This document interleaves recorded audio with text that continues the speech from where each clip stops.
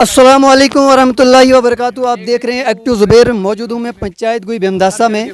जैसे कि मैं आपको बताने की कोशिश करूँगा, यहाँ पर जो है आम आदमी के उम्मीदवार मुदस्सर अजमत मीर हमारे पास पहुँच गए हैं। और सबसे पहले अस्सलाम वालेकुम।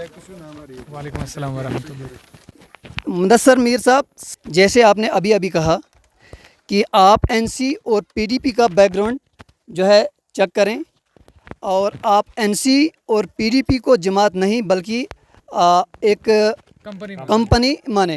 टारगेट क्यों? देखें सर, मैं आपको सबसे पहले आपका शुक्रिया अदा करता हूँ और इलाक़े बिंदासा के लोगों का शुक्रिया अदा करता हूँ कि जो ये मेरी बात सुनने के लिए आए, और नौजवान यूथ भी है, इनका भी शुक्रिया अदा करता हूँ। आप देखें, इस वक्त जब पीडीपी जम्मू कश्मीर में एक तंजीम बनी थी तो इनके पास मुझे लगता नहीं है कि कंपेन करने के लिए पैसा था, ठीक है ना? ऐसा ही है ना। आज अगर ये करोड़ों रुपया इलेक्शन पे लगा रहे हैं तो ठीक है ना, पैसा कहीं ना कहीं से आ रहा है ना, तो दिखाए आ कहाँ से रहा है। पहली बात, ठीक है, मैं इस हिसाब से इनको कंपनी मानता हूँ, चाहे वो पीडीपी हो या एनसी हो या एनसी हो या फिर भाजपा हो या कांग्रेस हो। ठीक है, कांग्रेस भारत जोड़ो यात्रा करती है, करोड़ों रुपया लगाती है, ठीक है। इनके पास जो इन्वेस्टर बैठे हुए हैं, मैं उससे वाकिफ़ हूँ।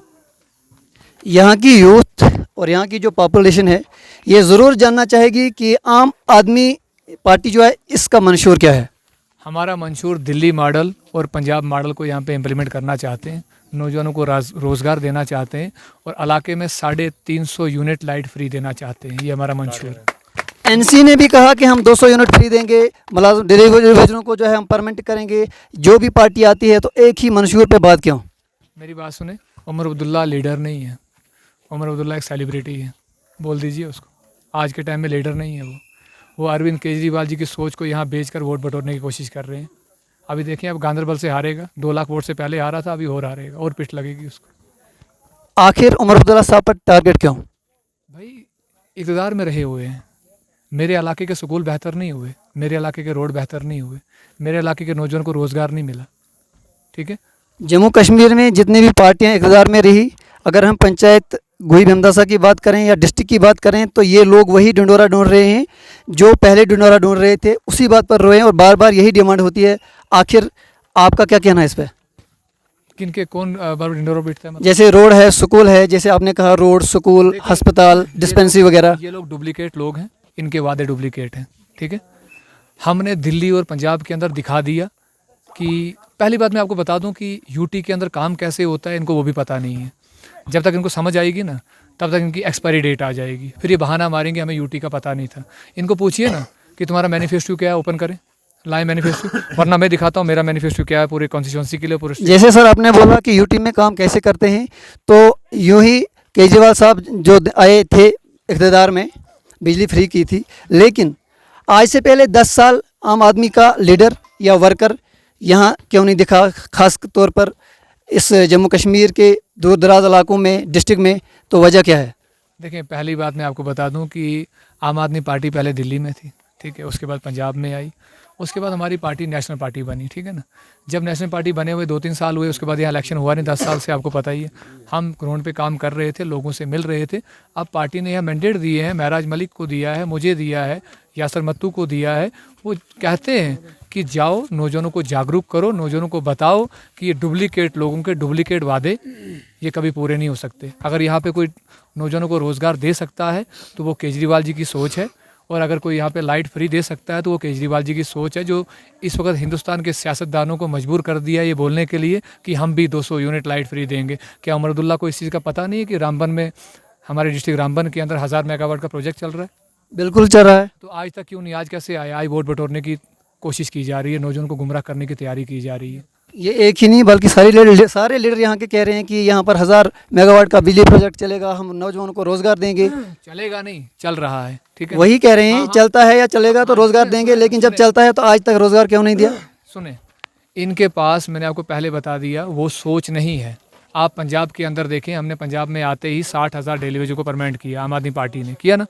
आप जानते हैं 40,000 नौजवानों को रोज़गार मिला ना पंजाब के अंदर आते ही। अभी सजाई शाइन में सुन रहा था, कह रहे थे कि हमने 1 लाख नौजवानों का रोज़गार देना है पूरे जम्मू कश्मीर के अंदर, ऐसा ही है।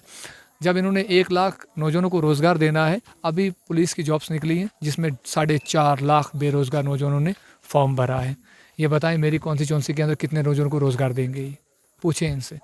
आज आप मुझसे सवाल कर रहे हैं, कल सुनने में आए इधर भी आ रहे हैं, कल इनसे सवाल करिएगा। ज़रूर करेंगे हम, लेकिन आप बताएं नहीं कि अगर वो कह रहा है कि 1 लाख रोज़गार हम देंगे, तो आपके मंशूर में ये है कि हम भी 1 लाख देंगे या 2 लाख देंगे? हमारे मंशूर के अंदर जो है वो नौजवानों को हम बता भी देंगे। यहाँ के नौजवानों को अभी पता नहीं, थोड़ा इंट्रोडक्शन। मैंने आपको बता दिया कि पहले हमने आते ही पंजाब के अंदर 60,000 डेलीवेज को परमानेंट किया, 40,000 नौजवानों को रोज़गार दिया, यानी कि 1 लाख, ठीक है ना। उसके बाद और भी जॉब्स दी, ठीक है, प्राइवेट सेक्टर में दी, किसी में भी दी, लेकिन नौजवानों को एडजस्ट किया, ठीक है ना। इस वक्त अगर हमारे अरविंद केजरीवाल जी की सोच को चोरी करके उमर अब्दुल्ला यहाँ पर नौजवानों के वोट को डाइवर्ट करना चाहता है, मेरा सस्पेंस है। मैं बताऊंगा जब इक़्तिदार में आऊँगा नौजवानों को रोज़गार कैसे। अच्छा सर, आप इस इलेक्शन को किस तरह से देखते हैं? जैसे कि यहाँ पर एक इलेक्शन का बखार काफ़ी तेज़ है, राहुल गांधी जी भी आए, जितेंद्र सिंह साहब भी आए, और वहाँ से उमर अब्दुल्ला साहब भी आए, अब यहाँ मुफ्ती साहिबा का आना लोग जितने बाकी है, तो आपका जो है हेड जो है जैसे केजरीवाल साहब है, वो भी आएंगे? देखें, पहली बात मैं आपको बता दूं कि अरविंद केजरीवाल जी की बेल 25 तारीख को हो रही है, ठीक है, 25 तारीख को होगी। हाँ, तो उसके बाद इंशाअल्लाह हमारे रामबन के अंदर अरविंद केजरीवाल जी आएंगे और हमें गाड़ियाँ लगाने की ज़रूरत नहीं पड़ेगी। क्या ज़रूरत पड़ेगी हमें?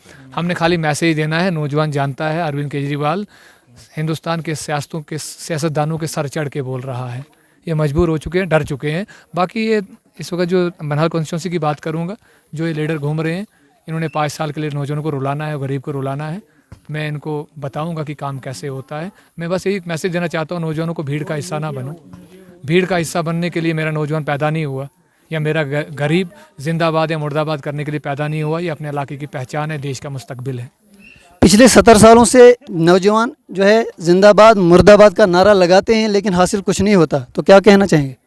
जब हासिल कुछ नहीं होता तो नई पार्टी आई है ना, अरविंद केजरीवाल जी की सोच आई है, जुड़ो, मैं बताता हूँ डेवलपमेंट कैसे होता है।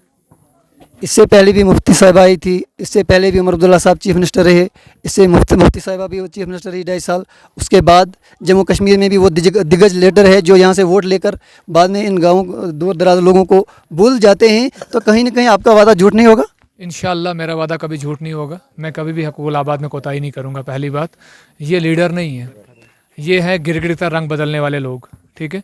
मैं नौजवानों को बस हर स्टेज से कह रहा हूँ कि एक बार इनका बाइकाट करो, आम आदमी पार्टी को वोट डालो। मैं बताऊंगा इलाके में काम कैसे होते हैं। हमारे पास सोच है, हमारी यूटी दिल्ली के अंदर सरकार है, हमें पता है काम कैसे करना। आपने देखा कि घूल बनिहाल की कॉन्स्टिट्यूंसी कितनी बड़ी है, रकबे लिहाज से, रकबे के लिहाज से भी, वोटरों के लिहाज से भी। क्या यहाँ पर 2 कॉन्स्टिट्यूंसी नहीं होनी चाहिए? वो तो फिलहाल देखें, वो तो भाजपा का एक बहुत बड़ी, मुझे लगता है कि भाजपा ने एक बहुत बड़ी गलती कर दी है। मैं कोताही कहूँगा इसको, कि गोल संगलदान के अंदर इतना बड़ा 1,30,000 वोट है यहाँ, है ना, 1,30,000 वोट है, और दूर दराज इलाके हैं, और अपने वोट बैंक की राजनीति के लिए कुछ इलाकों को उठा के रामन के साथ डाल दिया और कुछ को बनहाल के साथ डाल दिया। ये साफ साफ दिख रहा है कि भाजपा की नीयत क्या है और भाजपा के लीडरों की नीयत क्या है। हमारे इलाके के गरीब और नौजवान को गुमराह करने की कोशिश कर रहे हैं, चाहे वो भाजपा वाले हों, चाहे वो एनसी वाले हों, या कांग्रेस वाले हों, या पीडीपी वाले हों। ये थे हमारे साथ मुदस्सर अजमत मीर। आप कमेंट ज़रूर करें कि क्या लग रहा है आपको। दीजिए इजाज़त, खुदा हाफिज़।